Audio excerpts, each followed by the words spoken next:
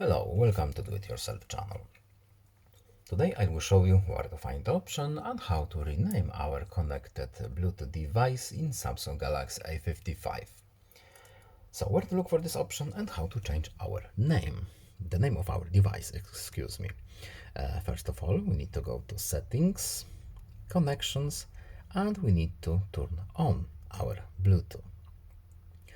Next, we need to open Bluetooth menu, and right now we have only one device connected to our phone.